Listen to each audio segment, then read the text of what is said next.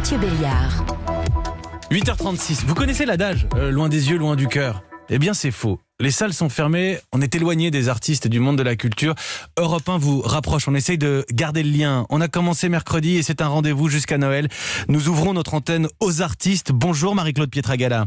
Bonjour. Et merci, tellement merci d'être avec nous Marie-Claude Pietragala, merci à vous. Danseuse et chorégraphe. Alors j'ai appris au passage, et je le dis, on ne dit pas ex-danseuse étoile, car danseuse étoile de l'Opéra de Paris, on le reste toute sa vie, c'est bien ça ? Oui, c'est vrai, oui, absolument. Avec nous l'écrivain Bernard Werber, bonjour. Bonjour. Bon, est-ce que vous connaissez tous les deux ? Oui, on s'est rencontrés. Oui. D'accord, je croyais que je vous présentais l'un à l'autre, mais tant pis pour moi. Alors d'abord, puisqu'on est avec des artistes en ligne, comment ça va ? À défaut de pouvoir vous produire sur scène, Marie Pietragala, est-ce que par exemple vous arrivez à travailler chez vous ? Oui, c'est vrai que c'est une situation qui est un peu difficile parce que on continue à entraîner son corps sans but, sans échéance. C'est comme un sportif sans compétition. Alors, en plus, moi, je pars du principe que il faut absolument que le corps continue sa mécanique parce que sinon l'esprit lâche. Donc, c'est presque vital. Mais c'est vrai que, vous voyez, le premier confinement.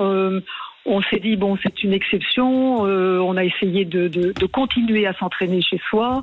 Même moi, en tant que créateur, à inventer des chorégraphies, des thèmes, à ce que l'imaginaire, le rêve continue à travailler.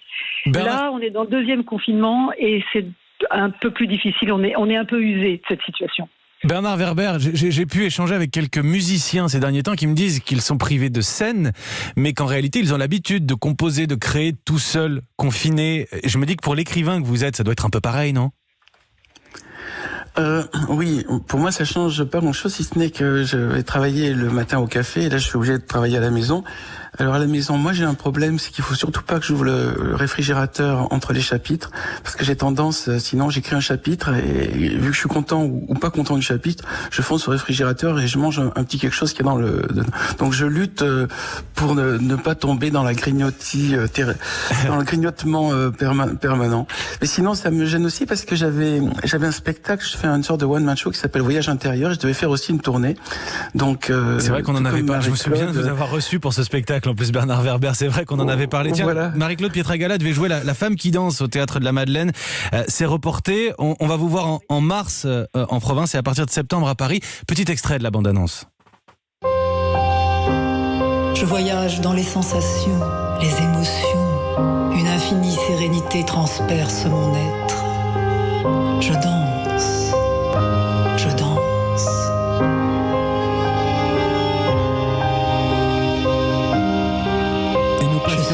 Nous patientons ensemble, Marie-Claude Pietragala. Alors vous avez tous les deux joué le jeu de la prescription du Conseil Culture pour les auditeurs d'Europe 1. Bernard Werber, c'est une série Netflix qui a fait sensation cet automne que vous conseillez aux auditeurs ce matin.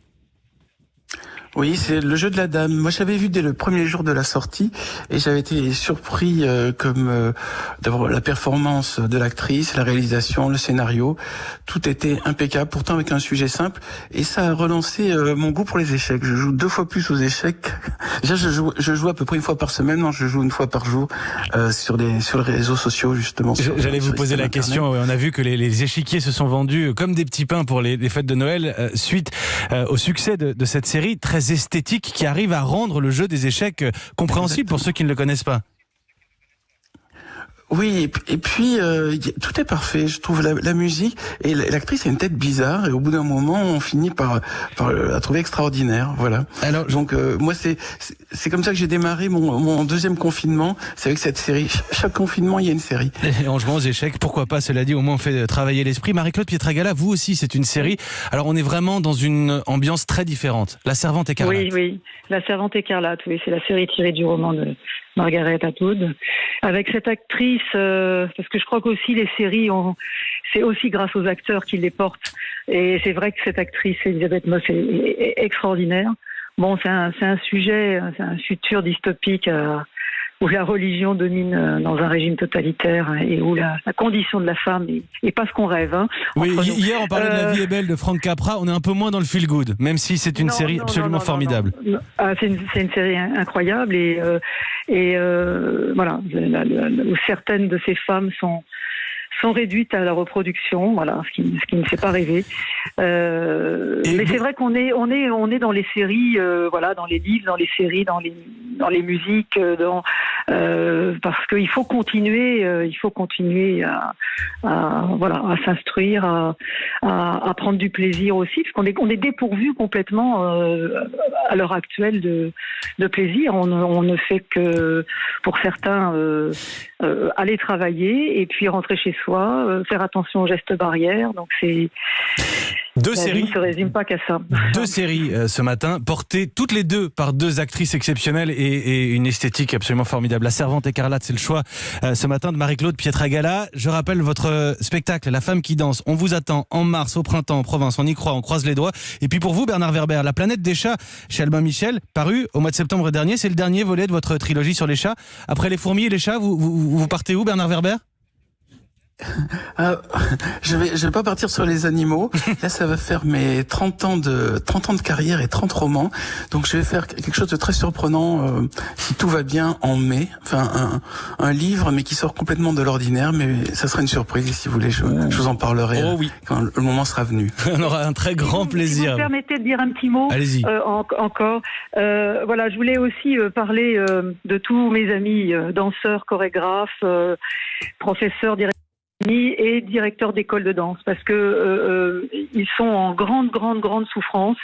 Ils ont créé un collectif qui s'appelle Union Danse Syndicat. On espère qu'on va pouvoir les écouter et qu'on va pouvoir les aider.